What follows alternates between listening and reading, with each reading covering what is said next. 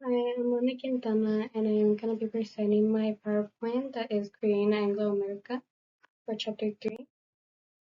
So for the Dutch and French societies versus English America would be that the Dutch and French societies in North America differ from the English ones in labor systems, which would basically be about wage versus indentured, even enslaved. Attitudes toward native people, which are also trade alliances versus conflict and displacement, even trade-focused settlement styles and concepts of freedom such as tolerance versus royal authority. For our indentured servants versus enslaved people in the Chesapeake would be that both endured forced labor and lacked freedom.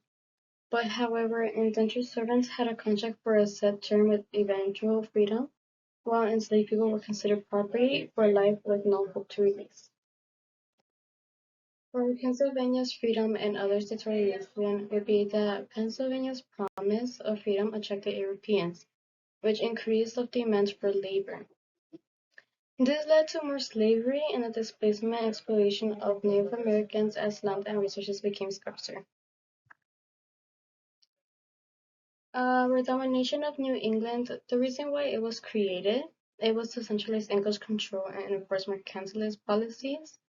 And now the reactions for the colonists would be that the resistance due to the loss of the autonomy, and the reason why it failed was that the colonial opposition, the Glorious Revolution, and the restoration of original charters.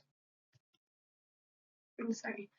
Um, for Bacon's Rebellion and King Philip's War, is that commonalities would be that both reveal deep colonial tensions over land, resources, and native policy.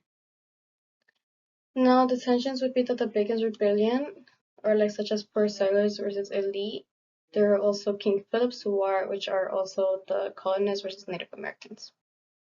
Now, for our language of liberty, it would be that both sides used it just to justify their claims and actions.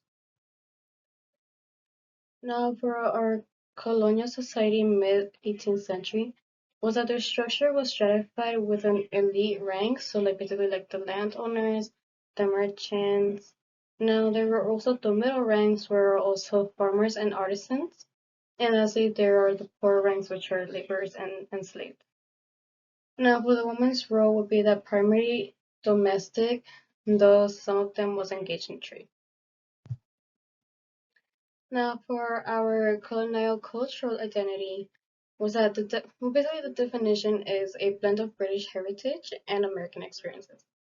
Now, for the divisions of our colonial cultural identity, was that the regional differences, which are New England versus South, was their religious diversity, ethnic makeup, and even their social class created subcultures.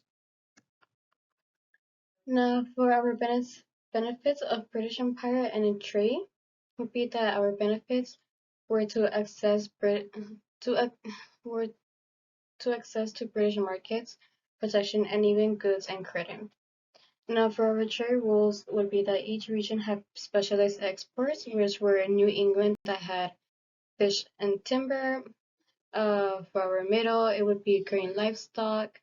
For our south, it would be tobacco, rice, indigo, and vital for the Atlantic economy.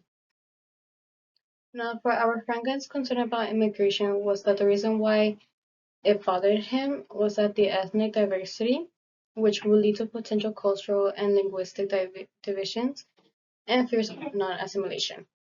The reason why is that it reflects mid-1700s attitudes about race, ethnicity, and maintaining British cultural dominance. Now, for North America as a native land, the reason why it was because despite European expansion, the native tribes retained control over vast interior territories and exerted significant political and economical influence through trade and diplomacy. Thank you.